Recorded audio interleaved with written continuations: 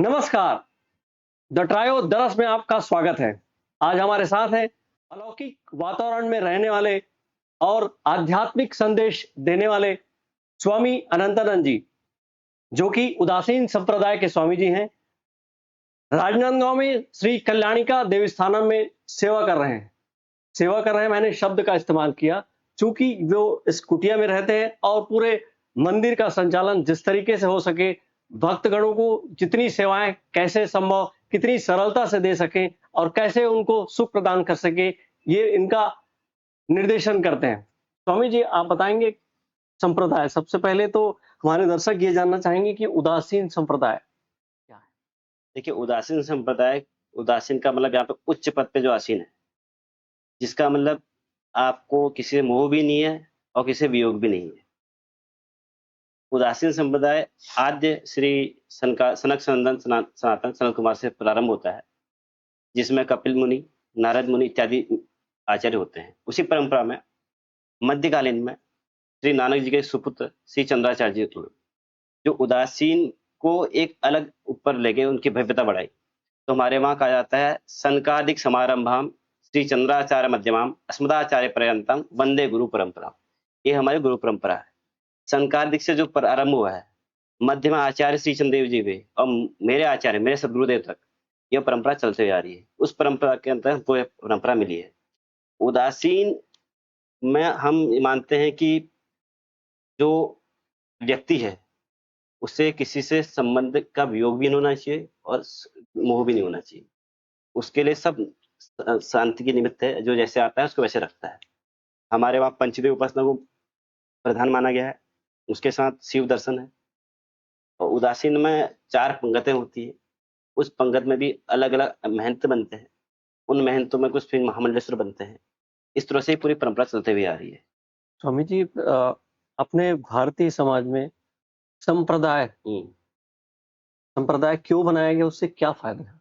देखिए, संप्रदाय बनाने का यह है कि कोई अलग अलग समाज इसलिए अलग अलग संप्रदाय बनाते हैं। कोई राम को पूजता है तो राम वैष्णव माने जाते हैं, कोई शिव को पूजता है उसे हम शैव बोलते हैं, जो शक्ति के पास है वो शाक्त बोलते हैं। तो जिसको हमारा सनातन में इतनी छूट है कि जो व्यक्ति जिसको जिस तरह से पूछे वो उस तरह से अपना कर सकता है। अलग अलग संप्रदाय चलता है। संप्रदाय का मतलब यहाँ पे धर्म के से लेंगे, जो धर्म के साथ चले वो संप्रदाय है, वरना संप्रदाय का कोई औचित्य हमारे उसमें नहीं है।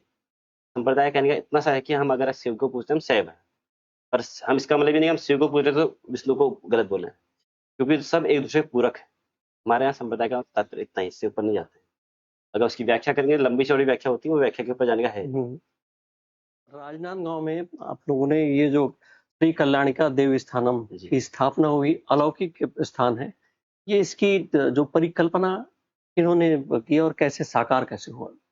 देखिए, ये बाबा जी का कभी एक संकल्प रहा होगा और उसके बाद यहाँ के स्वर्गीय श्री लक्ष्मी निवास साडा जी ने अपनी माता के निमित्त, उनकी माता का एक था कि मैं बाबा जी को एक आश्रम बना के दूं।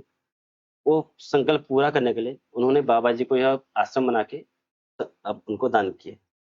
अभी जो इसकी स्थापना अभी पिछले साल बसंत पंचमी को हुई, तब से बाबा जी को समर्पण कर दिया गया है। तो अभी इसकी जो देखरेख होती है, श्री कल्याण सेवा आश्रम अमरकंटक के अंतर्गत होती है, जो हमारा मुख्य स्थान है। गुरुदेव का जो बनाया प्रथम स्थान है वह श्री कल्याण सेवा आश्रम है। यहाँ पे पंचदेव स्थापित हैं जी, उनके बारे में बताएंगे हमारे दोस्तों। देखिए, चाहे गृहस्थ हो, चाहे सन्यासी हो, चाहे कोई, सर्वप्रथम आपको पंचदेव की उपासना करनी पड़ेगी। आप उनको पंचदेव देख रहे हैं, वो पंच तत्व के उपासक हैं। उसमें पृथ्वी भी है, जल भी है, अग्नि भी है, हर एक देवता अलग अलग सब प्रतिपादक है। तो हमारे वहाँ पंचदेव का मतलब सिर्फ देवता से मतलब नहीं है, वो पंच तत्व की उपासना, जिससे भौतिक शरीर बना है उसकी पूजा करने का विधान है। इसके अलावा जैसे यहाँ माँ भगवती है, शंकर भगवान है और हनुमान जी है, गणेश जी है, लक्ष्मी नारायण तो है ही। इसके अलावा एक कक्ष विशेष रूप से बना हुआ है जहाँ 2 अद्भुत स्थापित है, वो दोनों के बारे में बताएंगे। एक तो धोनी है और एक माँ का है। देखिए, वो आपने जिस कक्ष की बात की वो हमारा आचार्य पीठ धुना साहिब, उसके अलावा श्री यंत्र की स्थापना है। हमारे वहाँ आचार्य परंपरा है तो इसलिए आचार्य के वहाँ किया गया है। उसके अलावा धुना साहब जो हमारा है, यह धुना सिर्फ सन्यासी जितने लेते हैं धुने के बिना सन्यासी का कोई औचित्य नहीं है। तपस्या का स्वरूप धुना है या शिव स्वरूप धुना हम मानते हैं। और जो आप धुना देख रहे हैं वो कोई आम धुना नहीं है, वो अखंड जलने वाला धुना है कि अग्नि। हमारा जो पूर्व में जो स्थान है पूर्व परंपरा से है, पाकिस्तान में नगर ठट्टा दरबार करके स्थान, और वो जो अग्नि है हिंगलाज देवी की अग्नि है। वहीं से वो अग्नि जोत जब वहां से पाकिस्तान से गोरेगांव मुंबई ला गए, जब 70 या 79 में आश्रम बना अमरकंटक में, तो वहां से वो अग्नि और धुना अमरकंटक लाया गया। और फिर पिछले वर्ष जब यहाँ आश्रम की स्थापना हुई तो उसी वक्त वही अग्नि और ज्योति अमरकंटक से यहाँ स्थापित की गई। तो वह धुना अलौकिक है और उसकी वो स्वयं हिंगलाज देवी का आशीर्वाद है, इस निमित्त है। और जो आप श्रीयंत्र देख रहे हैं वो सिर्फ यंत्र के तौर पे मत देखिए, उसमें सब चीज समाहित है। आप उसमें बिंदु होगा, त्रिकोण है, षटकोण इत्यादि इत्यादि करके सब पूरा है। उससे आप एक तरह से पूरा सृष्टि उसमें समाहित है। वर्तमान में श्री यंत्र को मात्र पैसे के लिए माना जाता है, वो सिर्फ पैसे के लिए नहीं है, वो विद्या है। 10 महाविद्याओं में एक महात्रिपुर सुंदरी विद्या देवी है, तो उसकी उपासना का क्रम है। कोई उसको लक्ष्मी बोलता है, कोई महात्रिपुर सुंदरी बोलता है, कोई कमला बोलता है। देवी के अपने अपने स्वरूप है। पर श्री यंत्र सिर्फ वो साधना है, वो एक तपस्या है, उपासना है, वो वहां तक मानेंगे। उसको मात्र जो आज जगत में मिथ्या होगी कि श्री यंत्र रखेंगे तो पैसा आएगा, उससे नहीं है। उसको आप पूजना पड़ेगा, उपासना करना पड़ेगा, तब जाके उसका फल की प्राप्ति होती है। स्वामी जी आजकल एक परंपरा या एक ध्यान खासकर युवाओं में ये देखने में आ रहा है कि एकदम बिल्कुल कुछ ऐसा चीज करें जिसमें अचानक चमत्कार हो जाए, ये तंत्र मंत्र की सहायता से धन एकदम से आ जाए। उस पर क्या कहना चाहेंगे? देखिए, वर्तमान में सोशल मीडिया का बड़ा प्रभाव है। जैसा व्यक्ति को दिखाया जाता है उस तरह भागता है। अगर तंत्र की बात करें या मंत्र की बात, तंत्र जो आज चल रहा है, इसमें सबका अपना अपना मत है। पूर्व काल में तारानाथ, त्रिजटा, अघोरी, ऐसी एक दो कीनाराम जी, ये विशेष तांत्रिक हुआ करते थे, जो अघोरी भी थे। वर्तमान दृष्टि में कुछ है। अब ये जो बच्चों को उनको गलत रास्ते पे दिखाने वाली बात है।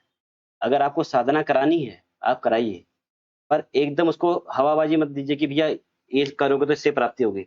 अगर प्राप्ति इतनी जल्दी होती तो आप क्यों बुला रहे हो, स्वयं से प्राप्ति हो जाती। तो हमारा मानना है धर्म को धर्म में रहने दें, उसको अंधविश्वास न बनाए कि आप तंत्र कर रहे हैं तो इससे हो जाएगा। नहीं, आप पहले जानो से तंत्र है क्या, मंत्र क्या है, यंत्र क्या है, तब जाके आप उसमें चलोगे।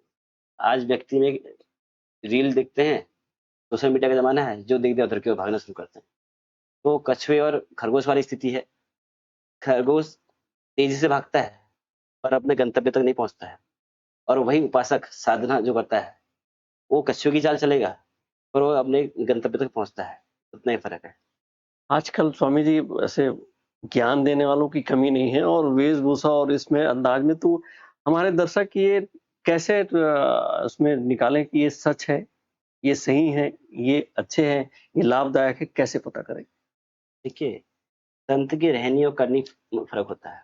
जो आपको देखेंगे, जो आडम्बर करेंगे, वो आपको अलग पहचान में आएगा। कब तक करेगा? और जो संत होगा नियमित एक तौर पे रहता है, उसकी एक वेशभूषा है, एक उसका परिधान है, एक तरह से उसका रहन सहन है। आप हमारे पूज्य सदगुरुदेव भगवान बाल्य समय से घर से निकले, 12 साल 13 साल की उम्र में निकले, और उन्होंने 78 तक कभी, मतलब ये माने कि आप 90 तक कभी कपड़े नहीं पहनते। 90 के बाद ही उन्होंने जो कपड़े पहनते, एक लंगोट और भस्मधारी रहते थे। तो भस्म माने का मतलब हमारे यहाँ क्या है, नमामि समीसा निर्वाण रूपम बोला गया है। जो हम लोग ना अघोरी है, ना हम तांत्रिक है, ना हम मांत्रिक है, हम लोग निर्वाण स्वरूप है, जो शंकर का एक स्वरूप है। इसका मतलब ये नहीं कि हम शंकर है, हम उसके भगत हैं। जैसे पिता को देख के पुत्र उसकी ओर चलना, देखना, पहनना शुरू करता है, तो हमारे परम पिता कौन है? शंकर है। तो हम उसकी तरफ बन के उसकी तरफ आचरण करना पसंद करते हैं, इसलिए हम ये वेशभूषा धारण करते हैं। और हमारे सदगुरुदेव भगवान वर्तमान में भारतवर्ष में तपस्वी में अगर किसी का नाम लेंगे तो हमारे सदगुरुदेव भगवान की महिमा परंपरा। आप उनके देखेंगे अमरकंटक में इतना बड़ा स्थान है, जिसको आज बनते बनते 47 साल 48 साल हो गए, और आज निरंतर आगे प्रगति को चल रहा है, और उनकी कृपा ही है, उनके तपस्या का फल हम लोग भोग रहे हैं। स्वामी जी आपकी अद्भुत वेशभूषा को देखकर लोग आपके पास आते नहीं कि स्वामी जी मैं ऐसा हो गया, चमत्कार दिखाएं? चमत्कार की आशा से आपके पास आते तो होंगे। देखिए, जहाँ तक राजनांदगांव की बात है, हमने यही वेश धारण किया, कुंभ में हमने वेश धारण किया था। इससे पहले हम वस्त्र पहनते थे, तो कुंभ में गुरु जी के द्वारा हमको संन्यास प्राप्त हुआ, तो हम निर्वाण स्वरूप में आए। और राजनांदगांव में तो आपको भी फली है कि स्थिति क्या है। हर किसी को चमत्कार चाहिए, हर किसी को पैसा चाहिए। चमत्कार से पहले उसको पैसा चाहिए। हम लोगों के पास इसलिए आते हैं कि बाबा हमको देख के सब लोग तांत्रिक समझते हैं। लोगों को तांत्रिक क्या है और आपका निर्वाण क्या है उनको पहचान नहीं है। उनको लगता है जो विभूति रमा लिया सिर्फ तांत्रिक हो गया। तांत्रिक के अलावा भी और चीजें होती हैं। तो हम कहते हैं भैया हम पे आते हैं, हम कहते हैं देखिए उपासना कीजिए, भगवत कृपा होगी, वो भगवती करेगी। हमारे बस में होता तो हम ऐसे थोड़ी क्या होता, हम भी कहीं बैठे होते। ये तो भगवती की कृपा है, हमको इस लायक समझा है कि उसने अपनी सेवा करने का भाव दिया है, धोने के सेवा कर रहे हैं, वरना हमारा कोई औचित्य नहीं इसके बिना। जो आते हैं हमसे ही बोलते हैं भैया कम से कम तपो, तब तो करो। आप सीधे से कुछ ये नहीं होता है। जिस तरह से मान लीजिए बच्चा सीधे 12वीं क्लास में नहीं जाता है, को एलकेजी यूकेजी पढ़ाने पड़ेगा तभी 12 तक पहुंचेगा। चमत्कार तभी होगा जब आप सब निष्भाव से आप सेवा करेंगे, तभी चमत्कार की जरूरत ही नहीं है। आपको सब कुछ चमत्कार दिखने लगे आसपास। तो चमत्कार कोई चीज है नहीं। व्यक्ति अपने को भगवान के प्रति समर्पित कर दे, वही चमत्कार है। मौसम के इतने इतने परिवर्तनकारी है, समय है, गर्मी, बरसात, ठंड, इस तमाम इससे आप अछूते कैसे हैं? देखिए ये हमारे गुरु जी की कृपा है, धोने की कृपा है, महापुरुषों की कृपा है, तो जो उन्होंने हमें ऐसा वेख दिया है और हम हमारे बस का है नहीं। ये उस भगवती असीम कृपा है कि हमको कुछ लगता ही नहीं, और लगता भी है तो माई अपने हिसाब से देख ले, है ना। हम लोग हमारे सदगुरुदेव भगवान ने पूरी जिंदगी तपस्या की है, तो हमारा इतना ही था कि हम अपने गुरु जी के चरण के उसमें चले। उनके बराबर तो हम कभी हो नहीं सकते हैं, पर पथ पे चलने की हम सिर्फ परिकल्पना कर सकते थे। और गुरु जी की असीम कृपा से हमें ये मिला है, तो उनकी कृपा से हम रह पाते हैं, और अन्यथा हमारा कोई इसमें बड़ी बात नहीं। जो कृपा है गुरु की है, धुने की। स्वामी जी आजकल युवाओं में एग्रेसिवनेस एकदम बहुत जल्दी उत्तेजित हो जाना, धैर्य है ही नहीं, ये सबको दूर कैसे हो, युवाओं से ये दूर कैसे हो व्यसन? असली व्यसन तो यही है। देखिए व्यक्ति अध्यात्म की ओर जाएगा तो उसको ये सिर्फ छुटकारा मिलेगा। अध्यात्म का यहाँ से हम सिर्फ मंदिर जाने से नहीं लेते हैं, जो हमारे गुरुदेव ने सुना है। अध्यात्म सिर्फ मंदिर जाने का मतलब नहीं है। अध्यात्म का मतलब है स्वयं का अध्ययन करना। अध्यात्म का मुख्य मतलब है कि आप स्वयं का अनुकरण करें। जब मैं आपसे मगर पूछूंगा कौन है आप, तो आप सीधे बोलेंगे मैं फलाने का बेटा हूँ, फलाने का, ये मेरा घर ऐसा ऐसा। पर अगर आप वही शब्द किसी सन्यासी पूछेंगे को हम, तो पहले स्वयं के अंदर जागृत होगा मैं क्या हूँ। वो स्वयं को ढूंढने की प्रक्रिया अध्यात्म। आज क्या है, अध्यात्म के नाम पे दुनियादारी चल रही है। अध्यात्म कर कौन सा है? हमारा मानना है कि अध्यात्म का शाब्दिक अर्थ है स्वयं के ऊपर अध्ययन करना। स्वयं की आत्मा के हम क्या है, वो हम कोई पूछेगा तो मैं फलाने का बेटा तो है ही, वो तो सांसारिक है। पर रियलिटी में क्या है? क्या सिर्फ किसी के पुत्र तक इसकी सीमित है? नहीं, वो एक परम तत्व है, उसका एक अंश है। तो पहले उस अंश की उसको जो परम तत्व उसको जानना पड़ेगा। ये नहीं हम कहते एक दिन में समझ जाएगा, पर आप उसको रास्ता तो जाओ, तब जाके पता चलेगा ये स्थिति। और रही आप आज का व्यक्ति ध्यान नहीं करता है और अपना इधर, उसमें हम बच्चों से ज्यादा आजकल के परिवार के जो बड़े सदस्य हैं उनकी गलती मानेंगे। आप भी पुराने समय के आप भी जानते हैं, पहले परिवार संबंध जुड़ा रहता था, सब समझ परिवार था, तो उसमें दादी दादा बच्चों को कहानी सुनाते थे। क्या कहानी होती थी? राम जी थे, कृष्ण जी थे, तो संस्कार जागृत होता था। आज के समय में भागदौड़ जिंदगी में माँ बच्चे को दूध पान नहीं करा रही, सीधी बात है। वो अपने भी व्यस्त है और डॉक्टर ने ऐसा कर दिया, तो उसके जो हमारे संस्कार हैं वो आगे पहुंच ही नहीं पाए। वो अपने में व्यस्त है, बच्चों तक संस्कार नहीं पहुंचे। तो बच्चा जब स्वच्छंद हो जाता है, उसको किसी की डर है नहीं, स्कूल जा रहा है वो कुछ और देख रहा है, मोबाइल हमने बच्चे को दे दिया है, तो कहाँ जाए? तो मेन वो है कि उनके अंदर जो उतना भरा पड़ा है, पूरी तो आ नहीं पा रहा, वो गुस्सा या अहंकार की ओर जा रहा है। और दूसरा नशा। नशा से हमारे युवा कैसे दूर हो? देखिए नशा तो आजकल क्या एक शौक बन गया है। नशा पहले व्यक्ति शौक के लिए करता है, फिर नशेड़ी हो जाता है। उसके लिए उसके ऊपर पहले उसके परिवार के जो हम उनके माता पिता हैं उनको काम करना पड़ेगा। बात वही संस्कार की है। अगर आप बच्चों को बचपन से संस्कार देंगे, तो वो सुधर जाएगा ही नहीं। अब हम बचपन से बच्चों को सिखाते हैं कि वो बाबा भांग पीता है, शंकर जी को भांग चढ़ाओ, वो भांग पीता है। तो शंकर ने भांग क्यों पिया? क्यों उसने अगर पिया भी है तो उसने जहर भी पिया है।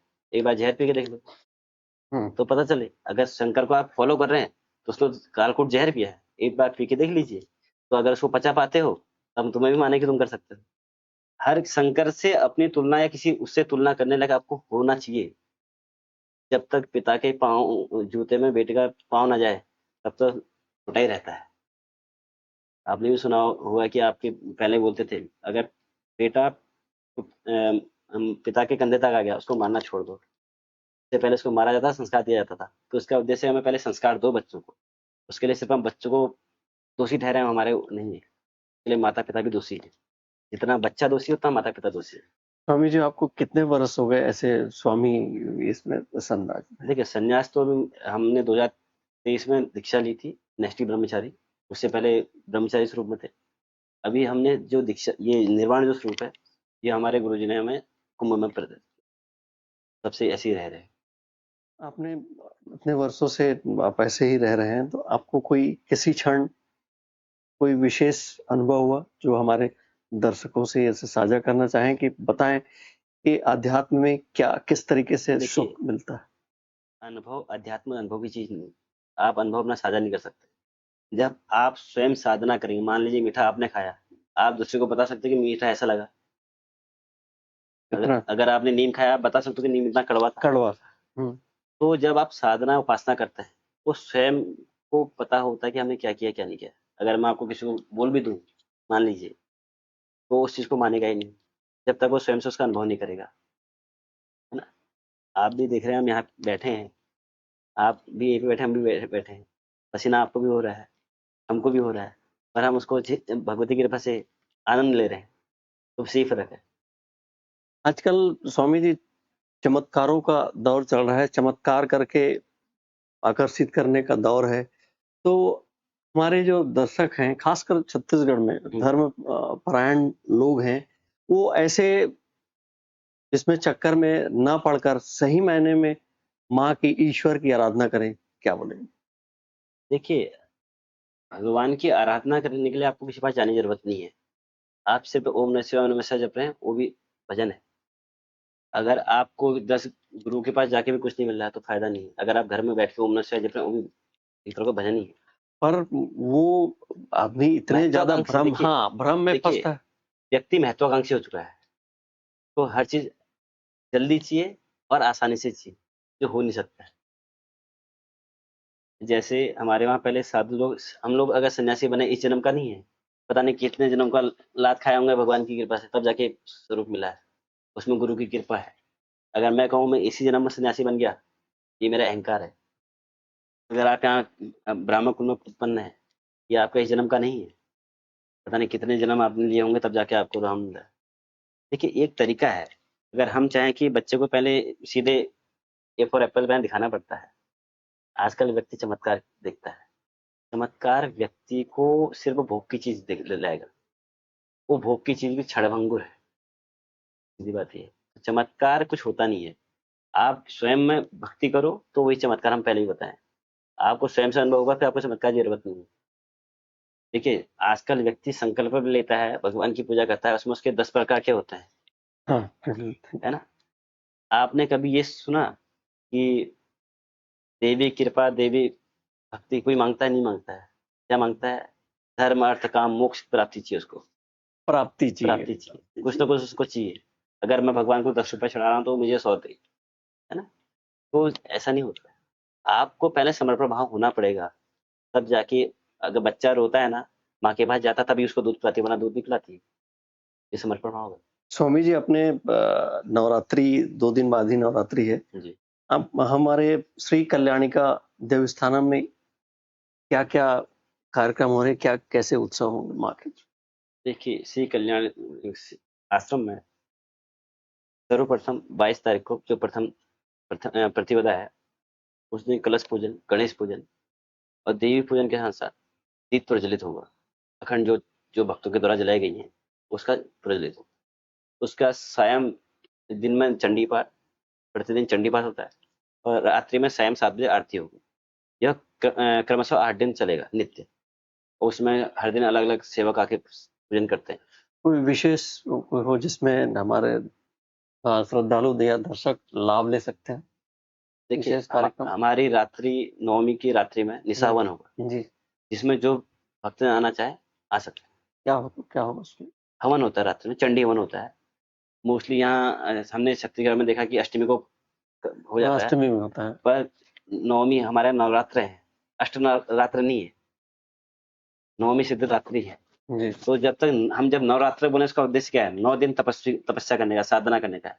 9 दिन आप जब तपस्या करेंगे तो 10वें दिन आप कन्या पूजन कीजिए। और यहाँ की प्रथा दूसरी है, हम उसको कुछ बोलेंगे नहीं, सब जगह का अपना अपना विषय है। पर जो नवरात्र है वो 9 दिन की है। 9 दिन देवी की उपासना का क्रम है। नवमी के दिन रात्रि में निशा हवन, दशमी के प्रातः है ध्वजा पूजन, उसके बाद कन्या पूजन, तत्पश्चात भंडारा वगैरह। स्वामी जी, आपने बहुत ही अलौकिक अध्यात्म से सरल शब्दों में हमको समझाया। हमारे दर्शकों को क्या बोलना चाहेंगे जिसमें वो अपने आप को परिवर्तित या सुख के का अनुभव ले सके? क्या बोलना चाहेंगे? वर्तमान में सबसे पहली बात तो वैमनस्यता हो रखी है, आपस में जो बैर है, तो पहले वो हटाने की आवश्यकता है। वाद विवाद मिटाओ आपा, हमारे आचार्य श्री चंद्र जी बोलते हैं, वाद विवाद मिटाओ आपा। पहले आपस में मतभेद मिटाओ। और वो कैसे मिटेगा? शाह सफेद जरस रुकाए, जोले पहरे सो गुरु भाई। ये आचार्य जी का मत स्वयं का बोला हुआ है। और ये आचार्य जी ने वेदों में जो पढ़ा है उसको लौकिक भाषा में दिया गया है, क्योंकि मध्यान्ह में हमारे वहाँ इतना आता था, इन्होंने हमला किया तो व्यक्ति को संस्कृत भी नहीं आई। तो उन्होंने जो मध्यकालीन आचार्य हुए, आचार्य परंपरा में सिर्फ श्री चंद्र जी को नहीं, अन्य अन्य के जो आचार्य रामानंदी हैं, जो भी है, उन्होंने अपनी अपनी भाषा में वो लिखा। जैसे तुलसीदास जी ने रामायण लिखी, कबीरदास जी ने लिखा, रसखान जी ने लिखा है, मीरा जी ने लिखा है, पद पद में लिखे। तो वहां पे आचार्य जी बोलते हैं, शाह सफेद जरस रुकाए, जोले पहरे सो गुरु भाई।